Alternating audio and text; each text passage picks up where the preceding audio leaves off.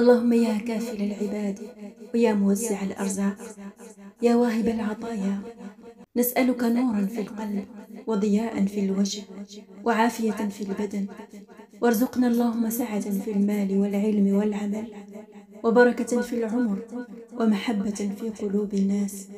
ونسألك اللهم حسن الأخلاق والصفات وصلاح الأعمال والنيات. اللهم لا تحرمنا ونحن نسألك، ولا تعذبنا ونحن نستغفرك. اللهم ارزقنا الإخلاص في الدعوات، والقبول في الطاعات، والشكر عند الخيرات، والخشوع في الصلوات، والعفو عند العثرات. اللهم إنا نسألك في هذه الساعة إيمانا كاملا، ورزقا واسعا، وقلبا خاشعا، ولسانا ذاكرا، وحلالا طيبا، ووطنا آمنا، وجسما سالما معافا من كل بلاء. اللهم صب علينا الرزق صبا، ولا تجعل عيشنا كدا كدا. اللهم اعطنا من الخير فوق ما نرجو، واصرف عنا من السوء فوق ما نحذر.